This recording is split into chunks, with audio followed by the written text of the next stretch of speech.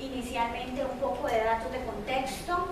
Costa Rica se encuentra en la posición número 40 del índice de transparencia internacional, que lo ubica como el tercer país mejor ubicado en Latinoamérica. Sin embargo, existe una gran preocupación por el tema de corrupción en el país, que nos ha llevado a la aprobación de normas importantes y de reformas y atribuciones a nivel del aparato estatal. Costa Rica ha firmado todas las cartas iberoamericanas, convenios internacionales, tenemos una amplia normativa nacional a nivel de prevención de temas de corrupción y en temas de ética. Se cuenta únicamente en el sector público, no en el ámbito privado, con el Sistema Nacional de Ética y Valores, que integra comisiones de ética y valores de las distintas instituciones del sector público. Lidera esta formación en temas preventivos de ética y valores en las instituciones públicas. También a nivel más represivo, pero igualmente se le atribuyen funciones preventivas, se cuenta con la Procuraduría de la Ética Pública, la Contraloría General de la República, que tiene también funciones en esta materia, en temas de declaraciones juradas, la Fiscalía de Probidad, los colegios profesionales en el ámbito privado, también público, pero principalmente en el ámbito privado, cumplen una función importante en este tema, aunque muchos cuentan con códigos de ética profesionales, las auditorías internas y finalmente la administración activa, sea del sector público o del sector privado. Todo esto lo resumo en este cuadrito donde tenemos las normas. Como podemos ver, pues es un amplio esquema normativo en el sector público, sector privado, y los actores que tienen que velar por la ética, la Comisión y el Sistema Nacional de Ética y Valores a nivel preventivo, y las demás con funciones preventivas y represivas en el ámbito público. Y en el ámbito privado, los colegios profesionales, las auditorías internas y las administraciones de las propias empresas. Entonces, importante, quizás me gustaría que recuerden este gráfico, porque lo voy a volver a mencionar cuando llegamos a las conclusiones que fueron bastante interesantes de la aplicación de esta encuesta. Datos de contexto: la mayoría de las personas que contestaron eran hombres.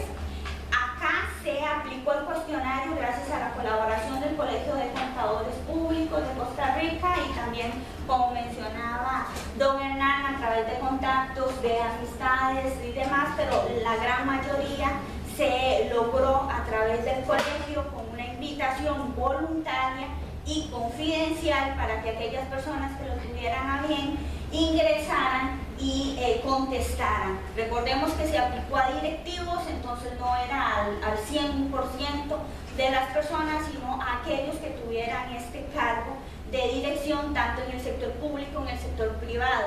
En su mayoría hombres, con un promedio de edad de 47.62 años y bastante equilibrado entre sector público y sector privado. ¿Qué encontramos? Aquí un dato importante, interesante. Soborno, la gran mayoría dijo que definitivamente no aceptaría el soborno, con un 91.7%, y los extremos y los datos pequeños que mencionaba don Hernán llaman la atención. El restante que dijo que sí lo aceptaría. Aquí no hubieron puntos medios. Estaban quienes definitivamente dijeron no lo aceptaría por ninguna circunstancia, pero hubo un porcentaje menor que dijo sí aceptaría un soborno para tomar una decisión. ¿Qué tipo de razonamiento se utilizó? Porque no solamente le preguntamos si podría o no podría hacerlo, sino el por qué.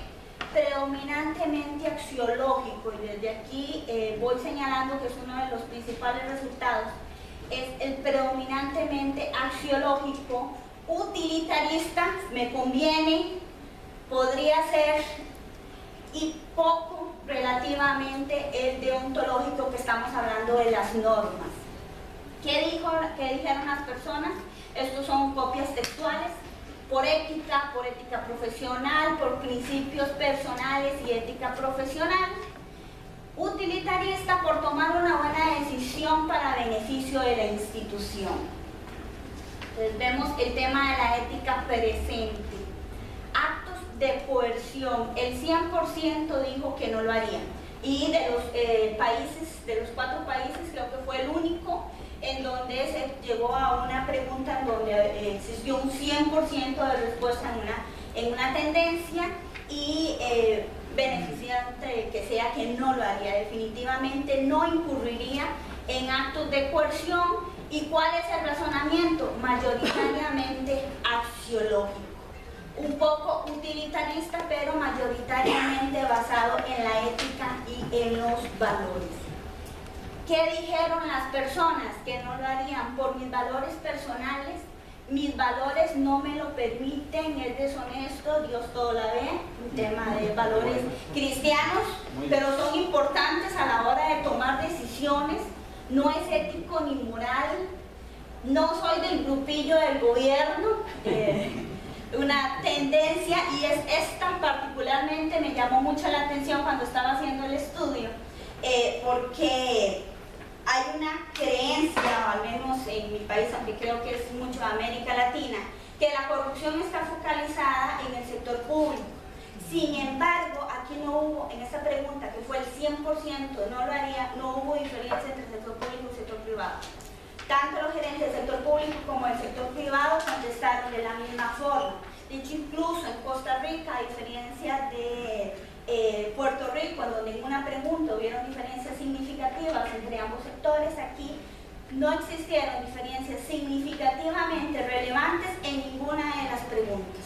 Entonces, no, las respuestas tanto del sector público y sector privado andaban muy similares, no podríamos llegar a una conclusión de que hay un sector más corrupto que otro, al menos no en esta muestra que se aplicó.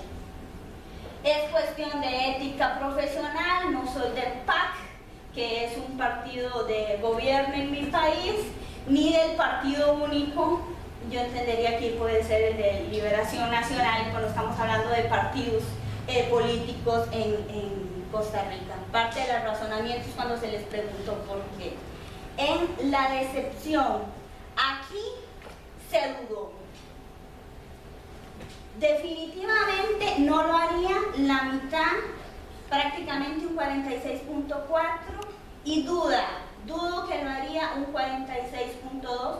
En esa escala del 1 al 8, los que estaban centralizados se unieron. Entonces aquí no fue tan claro como en la pregunta anterior, que definitivamente no, en las dos anteriores, que soborno fue un 91%, actos de coerción un 100%, aquí se empezó a dudar. Y el restante que dijo que definitivamente incurriría en este tipo de prácticas. Igualmente vemos que las razones también fueron diversas.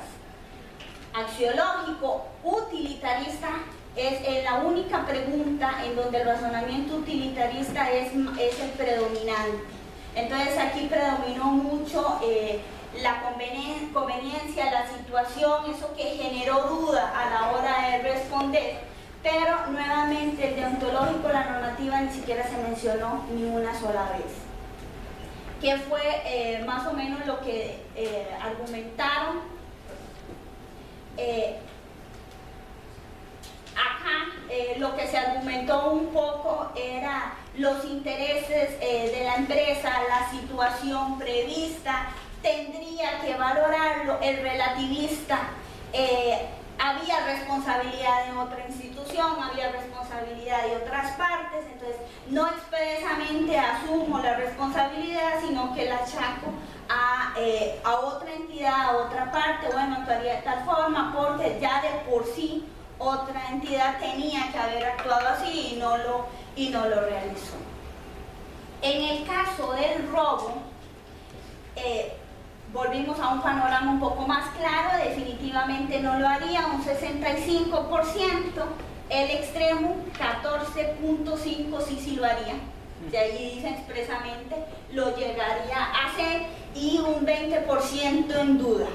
Entonces aquí vemos estos números pequeños que menciona don Hernán, que preocupa un 14% que reconoce que expresamente incurriría en esta práctica. Tipo de razonamiento, predominantemente axiológico con un 45%, utilitarista 31%, relativista 12% y de último el deontológico. ¿Cuáles fueron las argumentaciones que se dieron? Axiológico, valores, ética, también aquí es un poco axiológico, pero también relativista, pero dice, ¿quién me garantiza que el funcionario no lo va a hacer nuevamente en mi organización? Porque la consulta iba vinculada con recibir información de un funcionario de otra empresa si lo contrataría. Entonces aquí es un poco por valores, por ética, pero también si se lo está haciendo la empresa anterior, ¿quién me garantiza que no lo va a hacer en mi empresa? Esta fue prácticamente una justificación del por qué sí lo haría, por eso la destaqué. La competencia es muy grande dentro de las empresas, averiguo, tomo la decisión si no me va a generar un daño a mi empresa, si no me va a generar un daño mayor. Pero aquí una visión muy utilitarista de justificar por qué incurriría en eso. Después, empresa privada, la competencia es muy grande y ante la competencia pues todo se vale. Aquí también utilitarista, si el empleado fue despedido y ya no tiene ninguna relación laboral, pues veo que podría beneficiar a mi organización, obtengo un provecho, aunque estaríamos hablando de una actitud éticamente incorrecta. Discriminación étnica o por nacionalidad. El costarricense también estuvo un poco difícil, pero dentro de mi muestra la mayoría incurriría en discriminación ética. Quizás aclarar que esta pregunta tiene una tendencia distinta a las anteriores. El no lo haría en las preguntas anteriores es actuar conforme a los principios y los valores. Aquí el no contratar a una persona es incurrir en discriminación. Entonces vemos que sí existe una tendencia a la discriminación. 39.1 dice que no lo contrataría incurriendo en prácticas de discriminación por nacionalidad. Un 34 duda de si incurriría en esa práctica discriminatoria o no. Y finalmente un 26 dice no, definitivamente su nacionalidad, su origen no me tiene por qué interesar a la hora de contratar al personal. Pero aquí vemos que al menos de la muestra hay una tendencia a actuar de forma discriminatoria bastante alta, que en las preguntas anteriores pues los extremos de lo haría eran menores. Tipo de razonamiento, aquí volvemos nuevamente al utilitarista o consecuencia y una menor participación de los anteriores. Relativista, utilitarista, consecuencia predominantemente y poco de los anteriores tipos de razonamiento. En el tema de transparencia, que era dar información, el mayor porcentaje está en aquellos que actuarían de forma transparente, 36.8, pero le genera a uno esa inquietud de que sigue siendo un porcentaje bajo. Si estamos hablando que el 52% de los encuestados trabaja en el sector público, que el 36% haya afirmado que daría la información, uno dice, bueno, aquí hay funcionarios del sector público que no están dando información que debería ser pública. Se esperaría un porcentaje más alto. Si bien es el mayor, no es tan significativo como lo que se esperaría en funcionarios del sector público que deben actuar de forma transparente y entregar datos que se les soliciten. Un 13% dijo no entrego la información, definitivamente no la entrego. Era información que en el planteamiento no le iba a beneficiar a la empresa o a la institución. Y duda, el 19.1% queda en esa duda de si entrego o no entrego la información. Acá hubieron razonamientos de todo tipo, por eso coloqué un ejemplo de cada uno de los cuatro, de por qué la gente entregaría o no entregaría la información. Utilitarista, es difícil tomar una decisión porque aquí ves el interés de la empresa en la que yo trabajo. Bueno, estoy tocando el interés de mi empresa, entonces es difícil. Debo protegerla en todo sentido. Axiológico, el que entregaría la información debe prevalecer la transparencia. La ciudadanía debe estar bien informada, bienestar común. Relativista, cuando le doy la responsabilidad al otro. Bueno, al iniciar las construcciones tenían que haberse realizado los estudios. No hicieron los estudios, ellos tenían que haberlo hecho. Entonces no entrego la información, no es porque no es responsabilidad mía, es responsabilidad del otro que tenía que haber hecho los estudios, al final no los hizo. Y aquí es de los pocos casos en donde hay una referencia expresa a temas legales, normativos. Los entregaría únicamente por el mandato de un juez o por el cumplimiento de una orden. Ya para ir terminando, porque sé que me queda poco tiempo, quizás la conclusión más relevante la sintetizo en esta gráfica. De las preguntas planteadas, de todas las respuestas dadas, la mayoría, 46.21%, tomó la decisión con base en criterios axiológicos y solo el 4.74% de las decisiones tomadas se basaron en elementos deontológicos. ¿Recuerdan en la tabla que les puse al inicio de cómo está configurado en Costa Rica el incremento pues, de las normas, de las instituciones de control, de las instituciones represivas? A la hora de tomar la decisión, las personas no piensan en eso. A la hora de estar de frente, se le pone un caso, ¿usted qué haría y por qué? Siguen siendo los valores lo más importante y continúa un interés personal. Pero son muy pocos casos donde las personas piensan a tomar, mira, no lo puedo hacer porque hay una ley de control interno, o porque hay un delito, o porque me van a sancionar.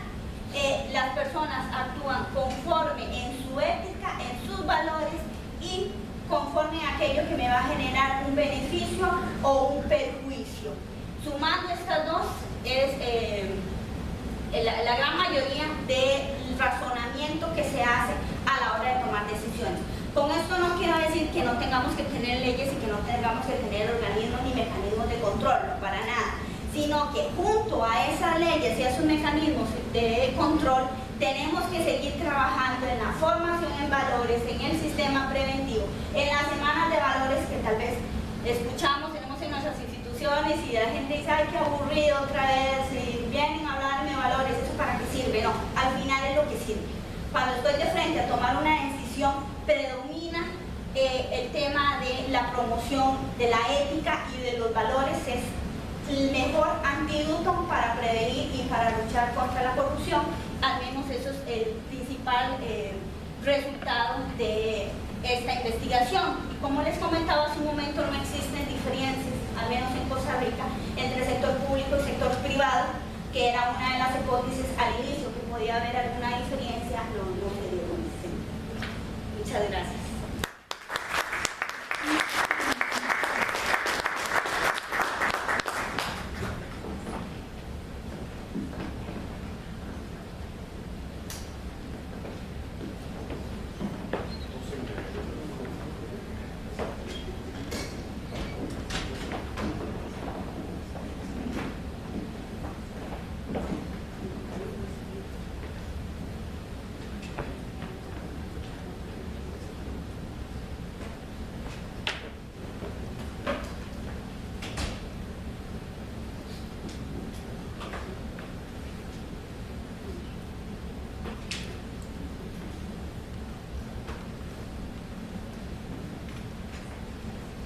Ok, muy buenas tardes, mi nombre es Alejandro Ortiz y vengo de uno de los campos de Carolina del Norte en Estados Unidos.